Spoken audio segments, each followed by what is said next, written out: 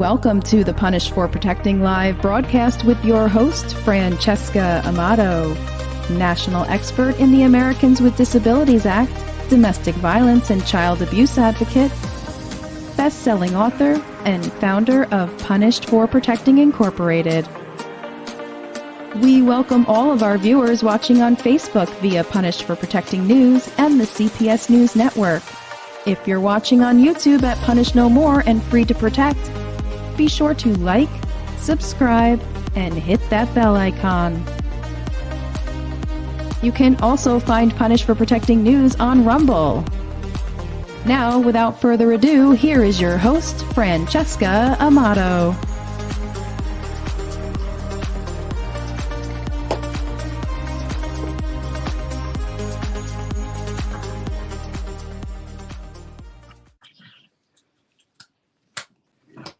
Good evening, my friends, and welcome to Punish for Protecting News, Punish for Protecting live broadcast. No matter where you're watching from, Facebook, YouTube, Rumble, I just want to welcome you and thank you for being such faithful followers of Punish for Protecting. Tonight, I have a very special guest, and I'm so excited to have her come on. She wrote a book called Married to an Illusion. Wow, what a title, Married to an Illusion. I can go on about this for many, many hours, but we only have a 1-hour show. So without further ado, I'm going to bring out my guest, Bailey Smith. Hello. Thank you for having me.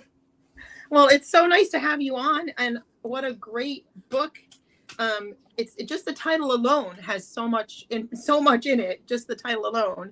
You know, when I look at this title, Married to an Illusion, as a 15-year expert in what's happening in the family courts, I think that we are all kind of married to an illusion that things are some reputable system, and it's so far from that and so far removed from anything but an illusion.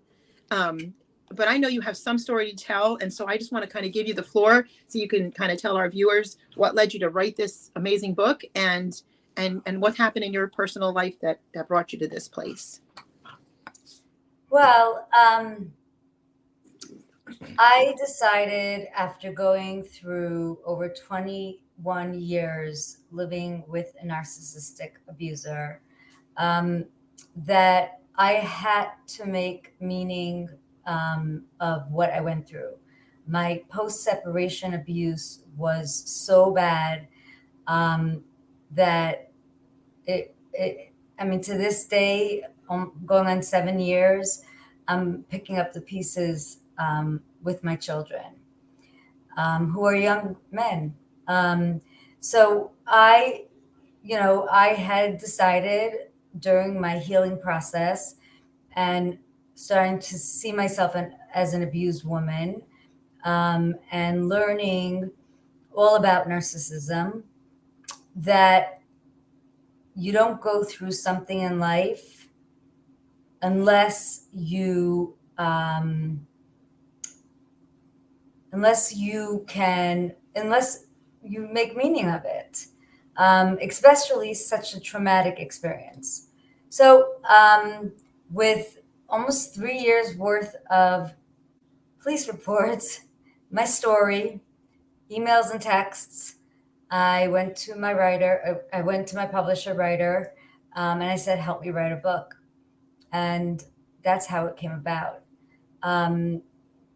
Married to an illusion. I was married to an illusion. I didn't know the person I thought I was married to didn't exist. And like you said, so many things in our world, in our life, is an illusion.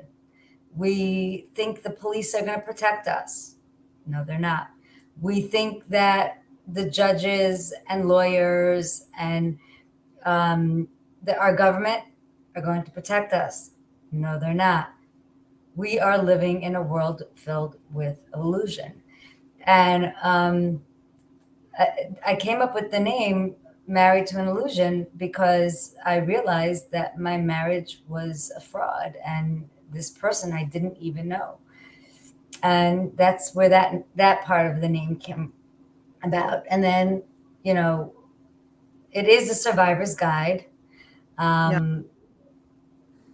It's a narcissistic, a survivor's guide to identifying and escaping narcissistic abuse, which is, I'm not a professional, but I lived it. And the professionals are, narcissistic abuse. Nobody knew about narcissistic abuse um, 10 years ago, even 8 years ago. It's really only started coming out now that people are sharing their stories, and the science or the understanding of narcissistic abuse is um, is really coming out from us us survivors speaking up. So, the best teachers are the people that have been there. I agree with that. I agree with that. You The know, it says a survivor's guide, as you said, to identifying and escaping narcissistic abuse. I do a lot on narcissism within our organization because I feel like the judges are narcissists, the attorneys are narcissists, the police officers are narcissists. It is a big mental health crisis. But one of the things regarding, what you're saying about it being an illusion, don't you feel that like narcissists don't even have their own identity? So how could we see them when they don't even know themselves? Like they're void of any type of identity. So they like to kind of suck off of other people and destroy them. Well, that's why it's called NPD. They have personality disorders. They have many different personalities. So, that's why there's different kinds of narcissism. And really, we are living in a world with so many narcissists among us. It is scary.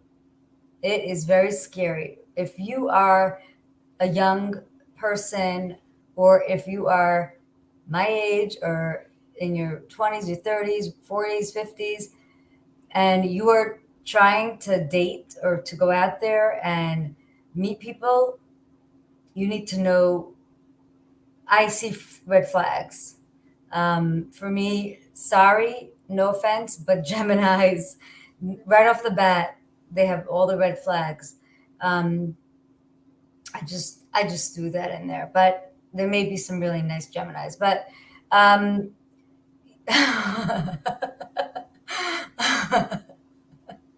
sorry.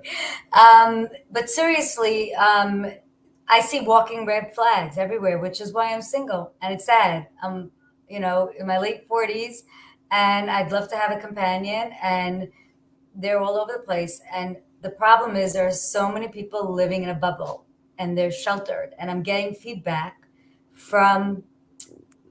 so much feedback from close-knit communities, because I tried to I write this book coming from all different angles. I'm Jewish, I'm Orthodox, and so I wanted to come from from a religious perspective, because it's still under the rug, the churches and all tight-knit communities.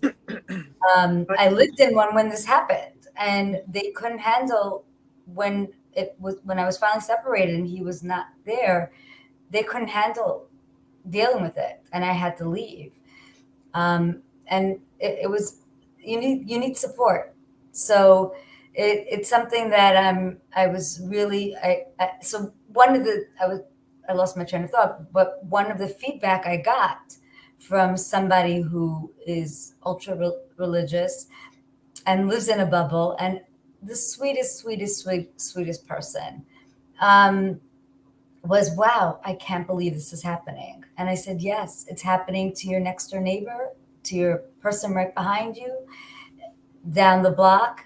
And because they don't have a platform, or they don't know where to turn to, they are living in a hell, like I did, until I found a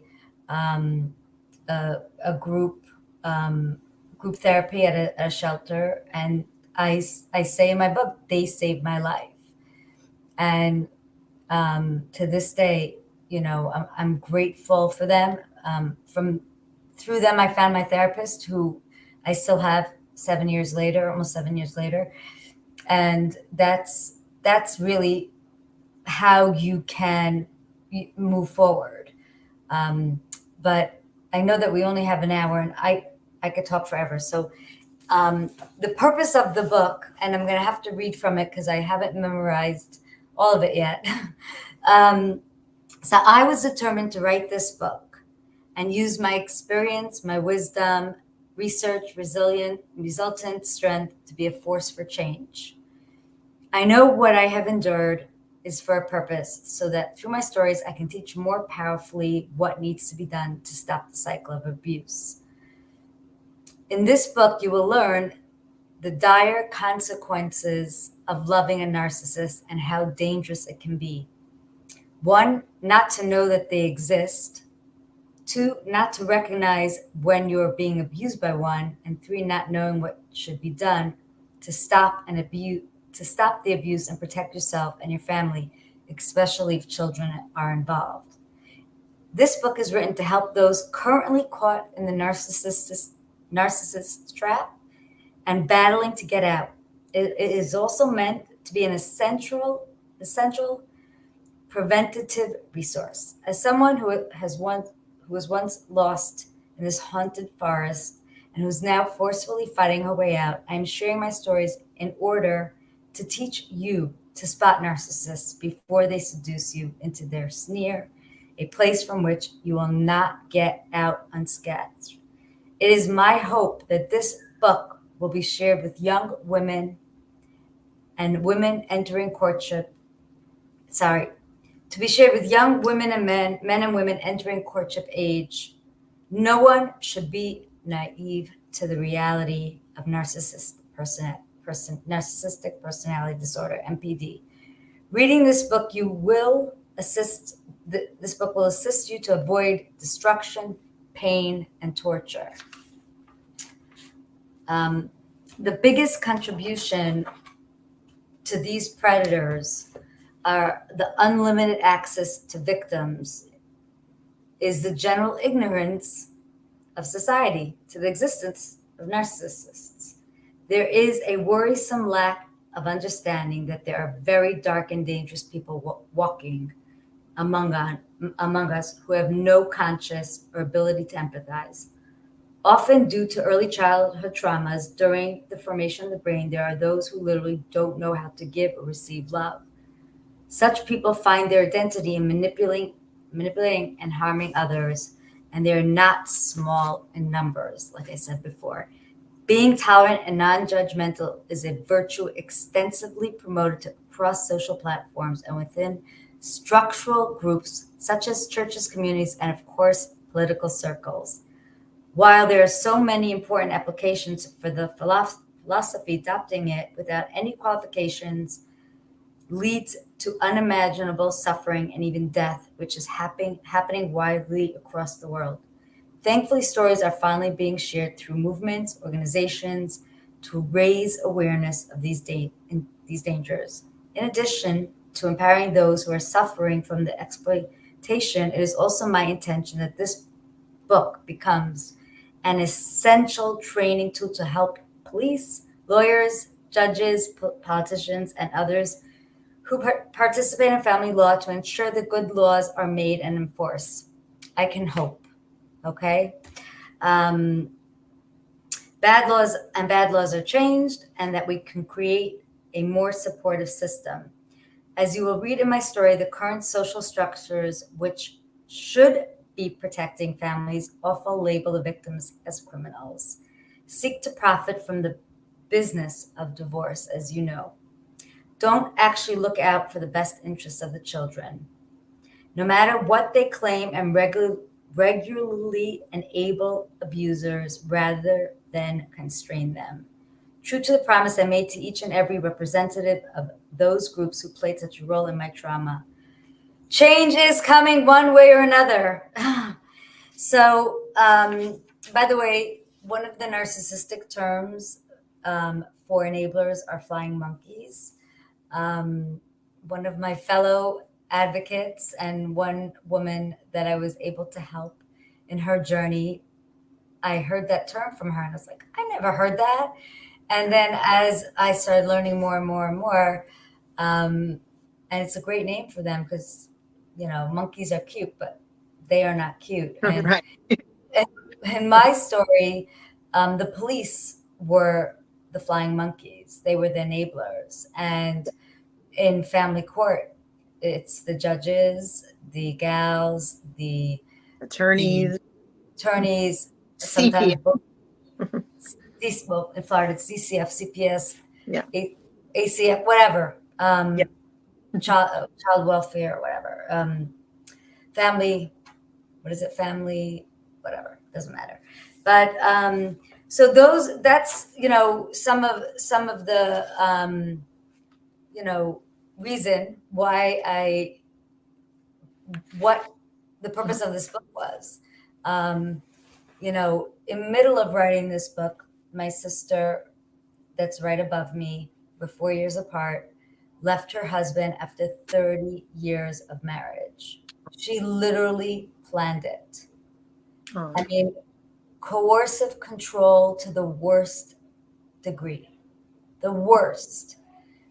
And I'm not going to get too much into it because they're not divorced yet, and there's a battle because there's a not well child that's living at home. But what she went through, there are so many, and I'm going to say this from a religious Orthodox community, there are so many of them living like that. My sister lived like that for 30 years. I have a lot of, I have clients, all different types of clients, obviously, but like in the Jewish community, I have some very close friends that I've become very close with, wonderful people. And what I see a lot that's happening there is that their own blood families are stealing each other's children. If you want to talk about narcissism on steroids, and when you said about the flying monkeys or going gray rock and all that, I don't know if you're even aware, I've been writing a book for a second and third book. And one of them is called I Survived a Narcissist, You Can Too.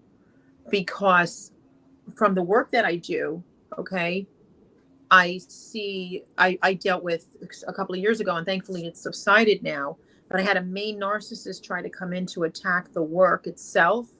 And exactly what you just said about the flying monkeys, I learned about that because it is so relative to the entire system of what's happening and why this is a major mental health crisis, because, it's hard. And you're talking about like a religious perspective. And I have very strong faith myself. I have my very strong values and beliefs and morals and so on and so forth. So there's kind of two sides, because there's the side of caring about people and wanting to see them healed if they were to get healed and get the counseling and the therapy and the, and have the, I believe in faith type of therapy and so on. I feel it's I've seen the most success with that. Because people get completely healed. But if they don't do the work, obviously they're just getting worse and worse and more abusive and more sociopathic. But that's what we're seeing. We're seeing that in the form of judges and law enforcement and CPS workers and or wet behind the ears right out of high school, putting them in positions and they're literally gaslighting those people. They're you know what I'm saying? The ones with the deeper, more mature narcissistic backgrounds are training the ones that are the young ones that they're generational, and they're coming out of these families because everybody's family is flawed to some degree, but you don't have to be a narcissist. Right. And I don't believe everyone's a narcissist, and I don't believe that everybody has narcissistic personalities. But I do believe that there are very strong narcissistic personalities, sociopathy, and all that, like you were talking about. But it's amazing because it all comes through abuse, because many of them were abused themselves and never got the healing they should have gotten. And then where others like you and I, if you went through an abusive situation, we're going to go get the therapy we need, the healing we need. We're going to introspect. We're going to make sure we're not doing this to somebody else. That's a healthy way to handle it. Right. It's, I've been doing a lot of trauma work. I just did a full day. I posted it on my Facebook. It was a full day. Actually, I couldn't go Saturday, but I went on Sunday, healing a Mm-mm. seminar thing, and Yeah. and it was, a lot of repetition, you know, stuff. Yeah. And I actually had the guy on my show 2 shows ago, and I'm Me. a follower of his on Instagram. And I was so excited when his team reached out to me to see if he could be on my show. And then, I went to this thing and we did this deep breathing things. And I hate that because I hate going in my head. I like being out of my head. And I actually was crying. Like I was bawling because I realized I'm holding on to certain things that pertain to my children that I have to let go. It's not mine to carry anymore. And it's a very hard thing to accept because we're protective, and I'm the only I'm the only parent in their life. So, um, we have to heal. It's a lifelong journey. Um, there are great days, there are tough days. It's part of the journey. But if you don't heal your trauma from whenever it happened, I'm lucky I Yeah. didn't have childhood trauma. I just managed to marry the wrong person. But most people have childhood trauma, try to bandage it with drugs and alcohol and sex and whatever, Right. or they become abusers, if that's what they witnessed at home. And it's generational. It goes on and on and on and on. Yeah. And Yeah. It and says it in the Torah. It says it in the Bible. It talks about it very, very clearly. And in a religious sense of it, I don't like to really say religion because I have a relationship with God, and I believe, and I'm very strong in my faith, and I believe in the Torah, and I believe in the whole full covenant. That's the way I believe. But obviously, if we didn't deviate so far from God's moral compass, I don't believe any of this that we see in front of us we'd be having to fight for all the time. Like the covenant of marriage, like not harming your neighbor, like the 10 commandments are pretty clear, but they've been ripped off of everything. If we start going back to that, and that's what repentance is, if we go back to what God wants originally, we wouldn't be suffering like this. Our children in the generations wouldn't be. And I feel the courts are just extremely evil. And if you look at narcissism as a scientific term, you can also look at it as a spiritual term, which if you search out Jezebel and Ahab, that's the same stuff spiritually. Okay. right. Everything scientifically or psychologically has a spiritual root, and it all comes back down to how are we, and we're the ones that we're the ones that God looks at. And that's why when you say it was hard for me to like breathe out and let it go as moms and so on and so forth, especially protective moms. But I tell you, it's such a good feeling. And it's such a peaceful feeling when we can do that and turn it over to God and let him take over, which is a hard thing to do when you've been abused. But once you're healed of that, it becomes very easy, and you see that he really does want our lives to be good and peaceful. It's just very hard when your children are still suffering and still working on their journey. You could be a million steps ahead, but I'm the kind of mother that was so hands-on and so involved in their lives and in trying to save them and help them. I was their enabler, unfortunately. And it's very hard to let go and put it on them and say, it's time, and everybody's getting help, but it's time for you to accept these things. And I have to, let it all go. And I have to work on my gratitude and my my connection and I continue my healing journey and not be pulled backwards. So, Right.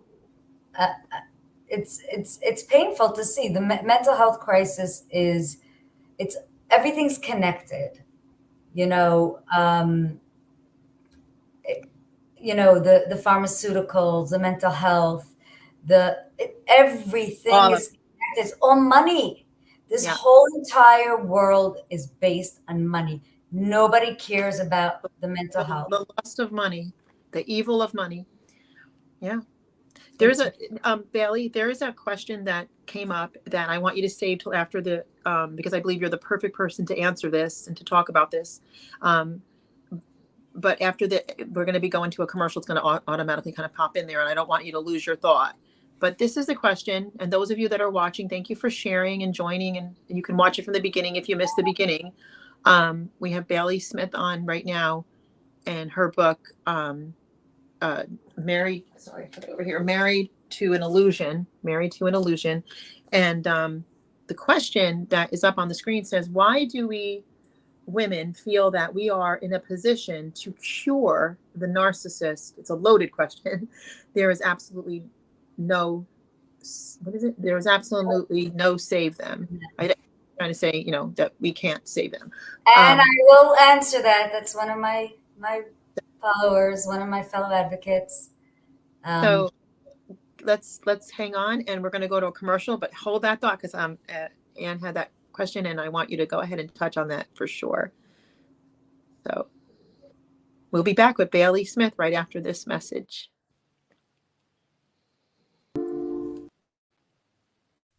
We'll be right back after a message from Punished for Protecting Incorporated. Each new generation of protective mothers is shocked when they first go to family court and find it doesn't favor single mothers and is willing to jeopardize children.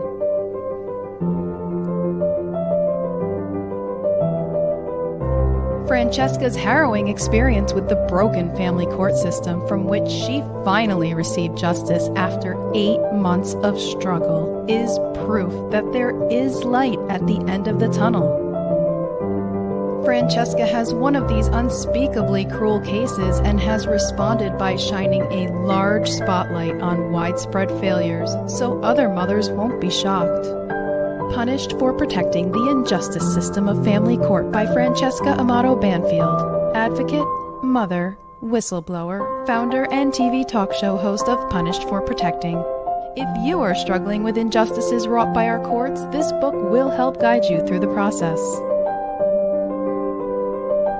Available on Amazon.com. Search Punished for Protecting and get your copy today. Help abolish family court by purchasing Punished for Protecting merchandise. Here are our top sellers. See the link in the YouTube video description to find out how to get your Punished for Protecting t-shirt.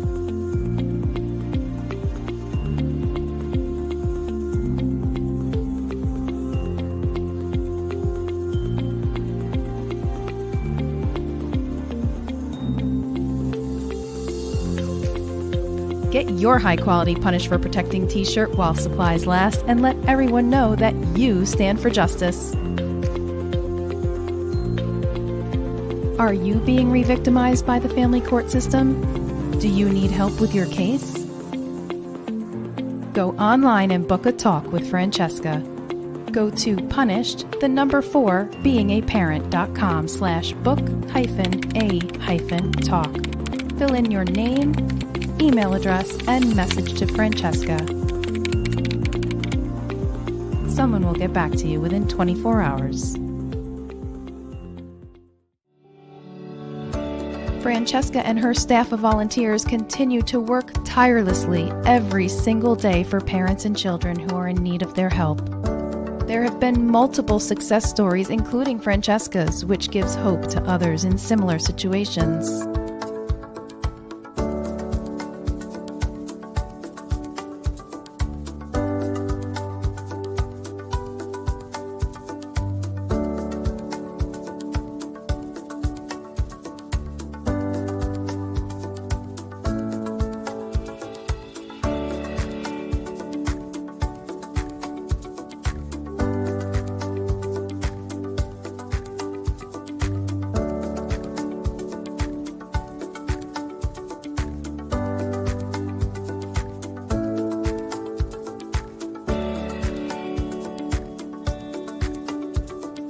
Punished for Protecting Incorporated has incurred out-of-pocket expenses with zero funding to help families get their children back or to save their children from being taken. We also have provided funds to help with retainers, food, lodging, and travel. We really need your help so we can continue to provide our many services. Any amount is greatly appreciated. If you'd like to donate or sponsor a family in need of help, go to Cash App, Free the Children. And now back to our broadcast.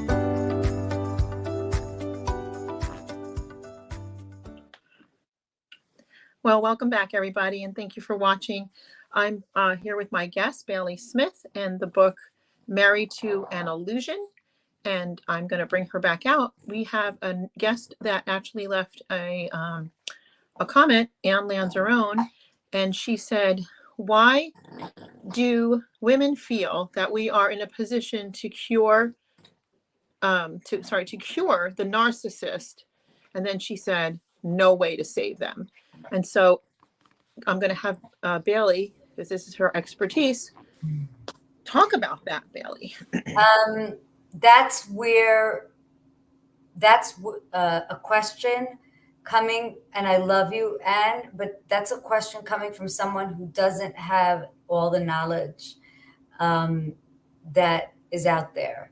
And I write in my book, you can't love a narcissist to get them. You can't love them enough to get them better. Narcissists cannot get better. It's the problem is that we are loving nurturers. And that was how I ended up with this man. He was needy, and that's how he lured me in. And that's why it's so important to learn all you can about narcissism to help you accept it, and it's real.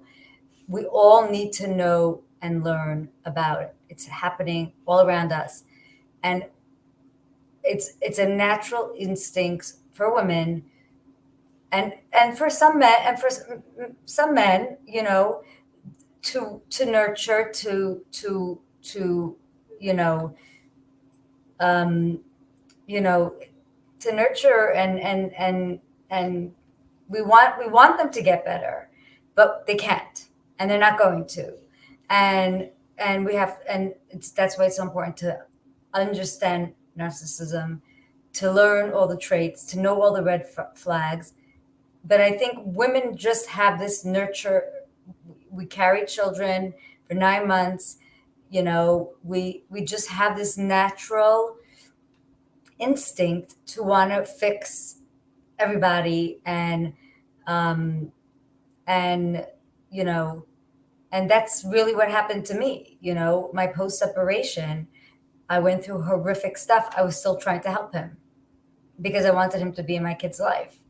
And every time I tried to help him, he hurt me more and more and more. So you have to recognize a narcissist, and you got to get away, and you got to plan an escape if you're in a relationship. If you're not in a relationship, stay far away from them, run the other way. And, you know, I wish it was a mental disease that can be fixed. I think that if trauma happens in your life and you get help at a young age or before your brain is fully developed, you have a chance at leading a normal life. I believe that if you don't get help and you're becoming and you're still living that trauma into your adult life, you cannot get better. It's impossible. Narcissists cannot get better. This is who they are. This is who they develop into. And you can't fix them. And that's the mistake. It's like, you know, people think that pedophiles can get better. They can't. It is a disorder, a mental disease, or whatever you want to call it. But and a lot of times it's happened to them. But again, if we have more talking about it, more awareness, more education, everywhere, every community, every part of every in the Jewish community, they're starting to talk about sexual abuse because now they have all these young men or men in their late in 40s, 50s who are getting divorced and have all these addiction and all these problems. And now it's coming out because when they were in schools, nobody talked about it. If the schools knew about it, they covered it up. And this is not just the Jewish religion. This is the church, it's all the religions. Now they're starting to talk about it. It's a little too late. These monsters have been created from these people. And that's why I write in my book that people need to start learning about all these things when they're of age. When they're wanting to go out and start dating and into the world, they need to start learning. A lot of people. I was raised very sheltered, and I asked my mom recently. I said, "How come you never taught us about abuse?" She goes, "What do we know?" And my mom's mom was abusive. She had mental illness, and she just respected her and did her thing, and that was that. Other than that, who knew about abuse? I mean, it wasn't on the Facts of Life. It wasn't on the Brady Bunch. It wasn't on, I Love Lucy. I mean, nobody knew. And, it's still being studied. I mean, it's only now MPD disorder is in the DSM-5 book. It's only now that all these things are in the, right. And where they learning, where the doctors learning it from us. I met my therapist, who's a family therapist. She was doing her internship or training on narcissistic abuse in the shelter, being in the class with us. So, I mean, that's how people are learning. They're learning from the survivors, and Yep. It's a whole society thing that's happening where people are speaking up, and that's why voices are so, that's why they're doing what they're doing by trying to silence people, especially now with social media, people blowing up with the information. But, and I always keep relating it back to as I look through your book and these pictures, my goodness, there's so much here, guys, that you're definitely going to want to get this book. And it's 277 pages, it looks like. With tons and tons of information that we could go on in this interview for hours. It's such a very important topic, Bailey, but it's amazing because it's like, I got so much in my head, I have so much information from so many years of just court watching judges and just seeing just these personality types, and then being an ADA expert and what you're talking about, the DSM-5 and so on. I'm thinking of like legal abuse syndrome, because that's like on the F section of the DSM-5, where you're talking about post-traumatic stress and what it's doing to people. And there's two divisions. So there would be what's covered under the Americans with Disability Act, and obviously borderline personalities and narcissism and sociopathy and things. That's not covered. Thank God. That's not covered. So that, well, that's they not admit it anyways. They don't admit it. Narcissists don't see themselves as narcissists. No, they don't, and they like to project what they are onto. They gaslight you. That's why I literally put a very black and white. When I do things with people, I put a very, very strong line there and a boundary in order to help my victims and my families. But the thing is that what we face every day as advocates is the fact that, and I say this, because it's clearly obvious. Matter of fact, I think it was my last 2 shows ago, I had a psychiatrist where we actually showed. We had a video on where it gave all the manifestations and what there is with sociopathy. Okay. And it literally shows, because I see this, like I literally am there. So I see firsthand what these judges are doing, what these people are doing. And like when I said how they come in, you've got your police officers that come in right out of high school. They have a high school diploma. That's all they have. Doesn't matter what their grades were. They just kind of, maybe they couldn't get to college. I'm not saying that's the end all be all, because it's not. You can become very successful without college, and that's not where I'm going. You can become very successful and you can be extremely intelligent without any degrees. Okay. And still, and that's not where I'm going with that. I'm simply saying that in general, they're coming wet behind the ears, right out of high school, very easily to be trained and manipulated. Okay. If they have narcissistic tendencies, they will definitely mature as a police officer, ego, all this kind of stuff, unhealed issues, and very limited training. So they take an oath to the Constitution, and however, they do not have not even basic training in the Constitution. So they're violating people's rights. They're not doing what they're supposed to do with that oath. Now more people are exposing that have the knowledge. The same thing with the judges.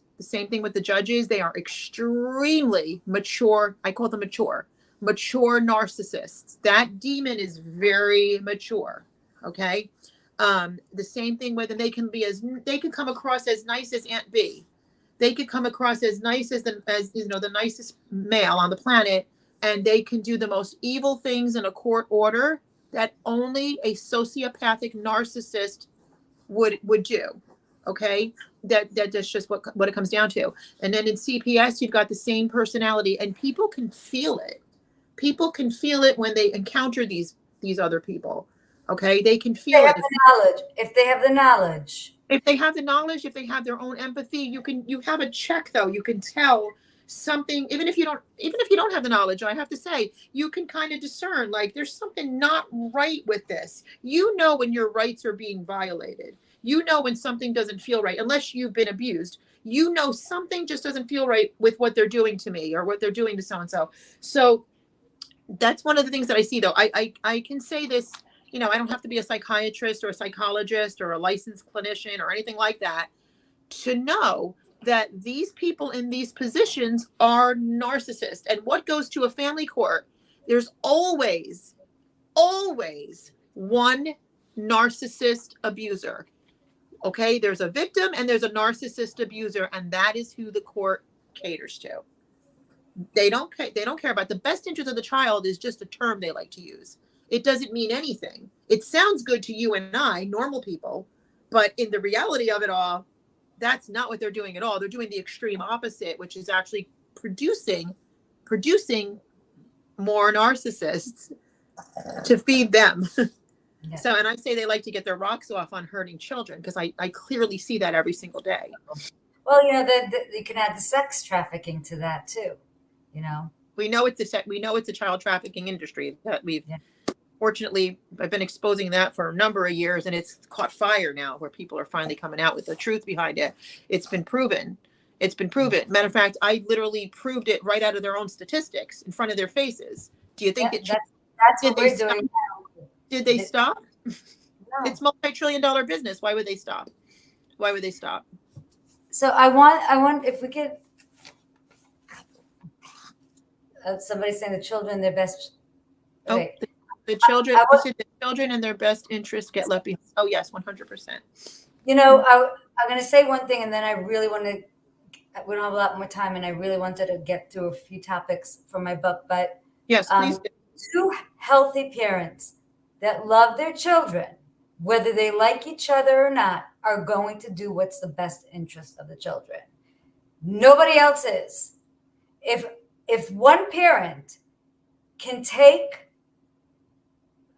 let's say the father, okay? If a father can take a child away from their mother, that's not a good person. That's a bad person. That's not a good father. That's not a healthy father, or vice versa. If it's a father that's healthy and the mother's trying to do it, two healthy parents will work together in the best interest of the children. The courts are not doing that. But if we could just get to, some of the topics in my book, like what, for instance, narcissists. How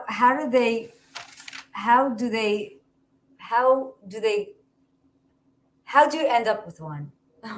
How do you, if you had a healthy childhood, and basically what usually if you've been abused, you're going to attract abusers. So in general, if you are a healthy person and had somewhat normal childhood, and grew up in a normal situation, narcissists are charmers, and they will, in my case and in many other people's cases, I see they will choose their victims very carefully, at least their main supply. They will choose them. I was young, 21, naive, very innocent, and I was the perfect victim. And, yeah, narcissists are very good at getting what they want. They suck you in like they hoover you. They will hoover like a vacuum cleaner. They choose very carefully. It's very true. Exactly. They mirror, they watch you so they can project back to you what you are so they can relate. And then they love bomb you. Yeah, I'm getting there. Then they win you over, right? And then they love bomb you. The compliments and, you're so beautiful, you're so amazing, blah, blah, blah, blah, blah. That's how they manage to get you. Once they get you, they start manipulating you slowly. They will use coercive control, which is all forms of abuse that's not physical. So verbal, mental, emotional, financial, sexual.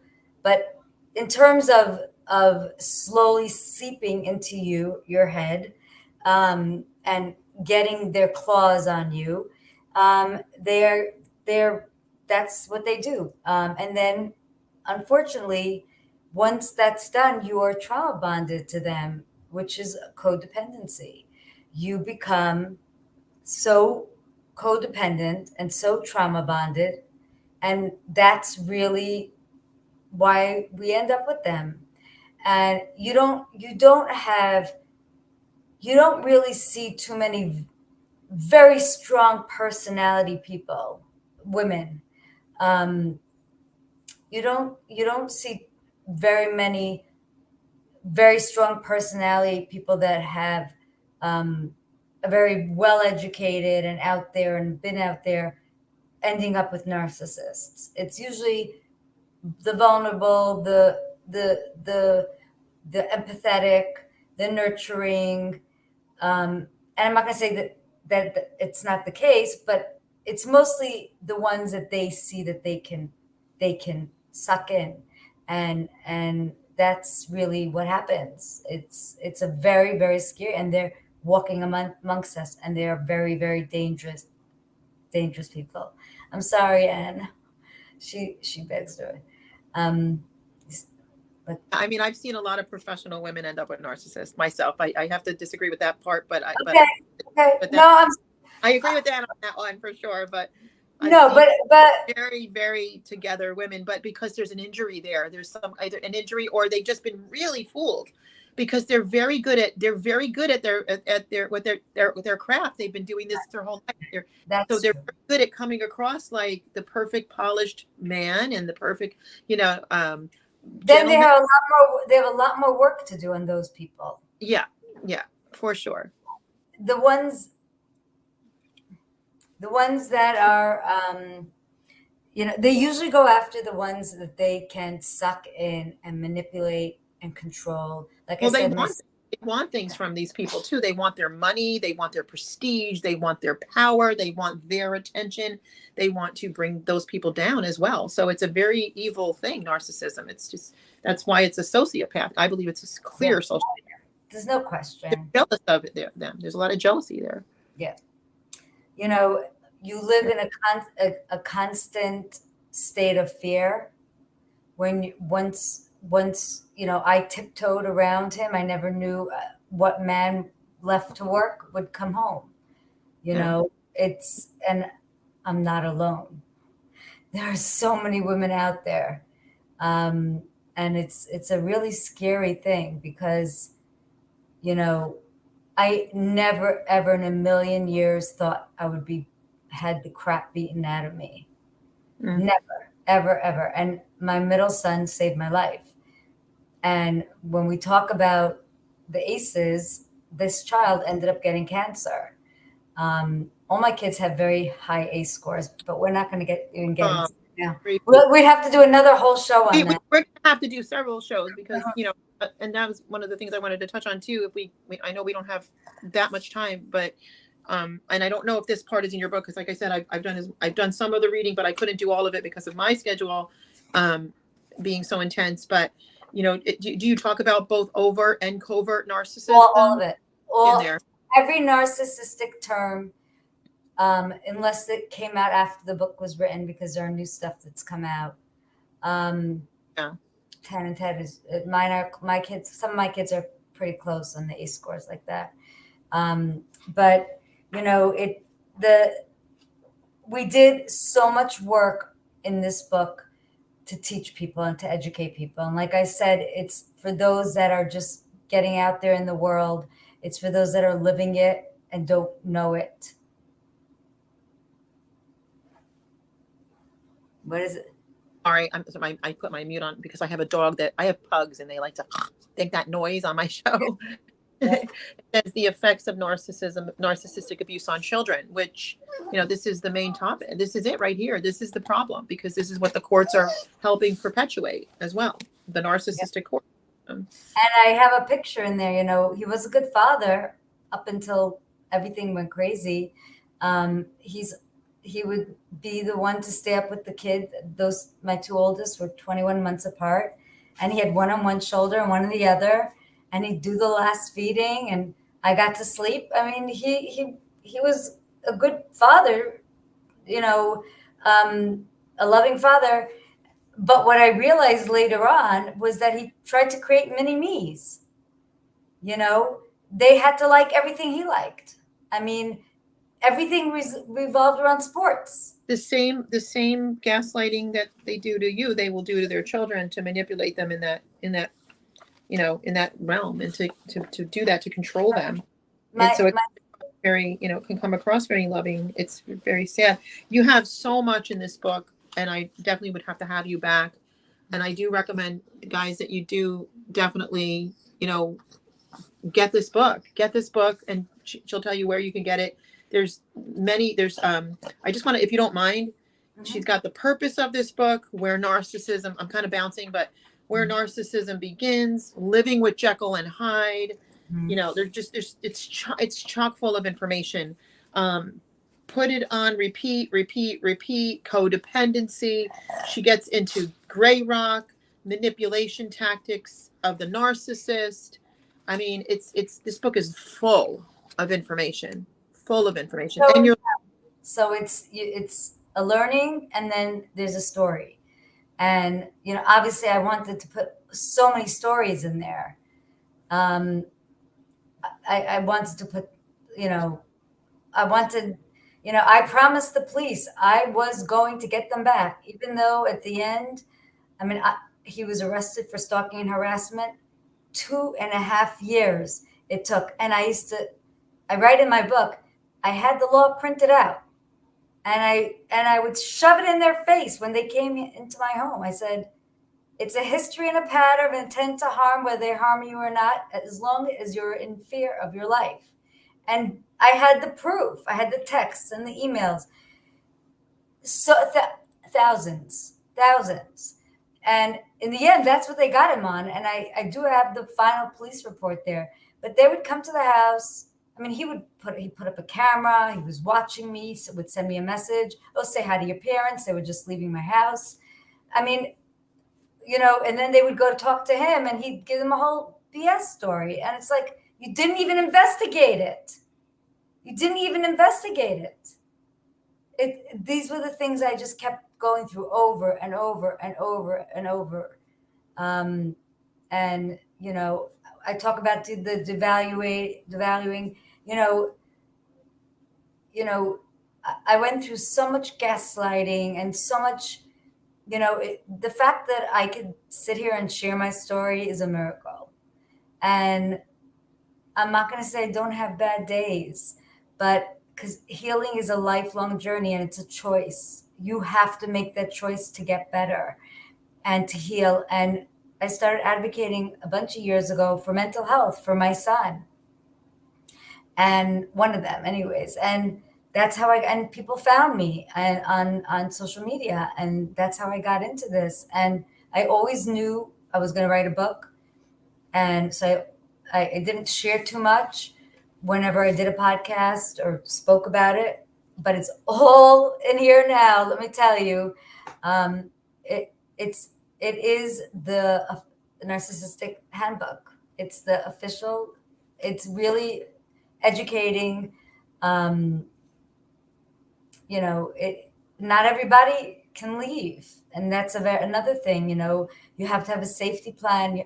You have to have a support system. You have to have a safety plan. You have to have people that. My pleasure, Anne. Thank you for being on. These are all things. Leaving a narcissist is dangerous. And, my sister did it so carefully. She didn't tell us. We knew he was an abuser. We didn't know how bad. She planned it. She saved money. She got an apartment in a different state, not that far, but got a job and everything. And then she told us. That's how scared she was. Yeah. And probably your mom was abusive or mental illness. No, my parents were not abusive. No.